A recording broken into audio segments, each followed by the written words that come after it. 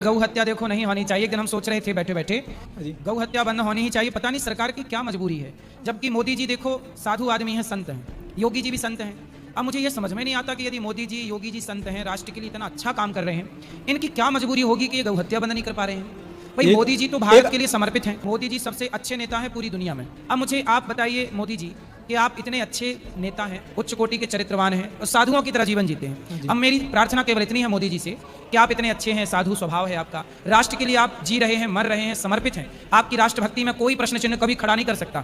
बस आपसे हाथ जोड़ के मेरी प्रार्थना है कि क्या दिक्कत है, आपको क्या परेशानी हो रही है, क्या आप सोच रहे हैं, क्यों इतनी देर लगा रहे हैं। हम नमक रोटी खा लेंगे, हम चटनी रोटी खा लेंगे, लेकिन हम गाय की हत्या को कैसे बर्दाश्त करें। आप गौ हत्या बंद करें। और यदि गौ हत्या करने से, यदि गौ मांस बेचने से कोई फायदा हो रहा हो देश का, तो हम कहते हैं हमें वो फायदा चाहिए ही नहीं। हम वो फायदा ना लेके हम 56 भोग ना खा के नमक रोटी खा लेंगे। पर हमारे भारत में, जिस देश में गाय के लिए भगवान कृष्ण आए, जिस देश में राम आए गाय की रक्षा के लिए, जिनकी सेवा से, गाय की सेवा से जिनका नाम गोपाल पड़ा, जिन भगवान की हम पूजा करते हैं, शिव के मंदिर में गाय का बेटा प्रथम दर्शन देता नंदी बैठा है, उस देश में, जिस देश में गाय को माता कहा जाए, उस देश में गौ हत्या शोभा नहीं देती। मोदी जी यदि आप गौ हत्या बंद कर देते हैं तो सदियों तक, मैं कह सकता हूं कि युगों युगों तक आपका नाम रहेगा कि आपने गौ हत्या बंद की। आजाद भारत के आज लगभग 80 साल होने को आए। इस 80 साल में गौ हत्या किसने बंद की? इसलिए मोदी जी से मेरी प्रार्थना है कि आप गौ हत्या जरूर बंद करेंगे। मुझे भरोसा है।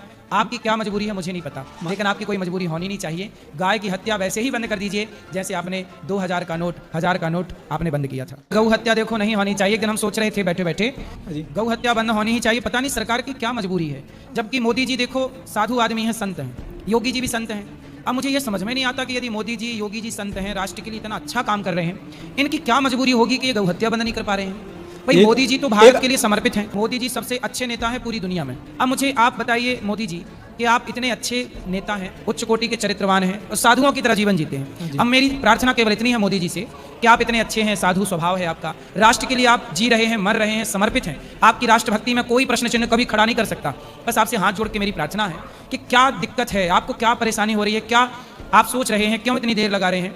हम नमक रोटी खा लेंगे, हम चटनी रोटी खा लेंगे, लेकिन हम गाय की हत्या को कैसे बर्दाश्त करें। आप गौ हत्या बंद करें। और यदि गौ हत्या करने से, यदि गौ मांस बेचने से कोई फायदा हो रहा हो देश का, तो हम कहते हैं हमें वो फायदा चाहिए ही नहीं। हम वो फायदा ना लेके हम 56 भोग ना खा के नमक रोटी खा लेंगे। पर हमारे भारत में, जिस देश में गाय के लिए भगवान कृष्ण आए, जिस देश में राम आए गाय की रक्षा के लिए, जिनकी सेवा से, गाय की सेवा से जिनका नाम गोपाल पड़ा, जिन भगवान की हम पूजा करते हैं, शिव के मंदिर में गाय का बेटा प्रथम दर्शन देता नंदी बैठा है, उस देश में, जिस देश में गाय को माता कहा जाए, उस देश में गौ हत्या शोभा नहीं देती। मोदी जी यदि आप गौ हत्या बंद कर देते हैं तो सदियों तक, मैं कह सकता हूं कि युगों युगों तक आपका नाम रहेगा कि आपने गौ हत्या बंद की।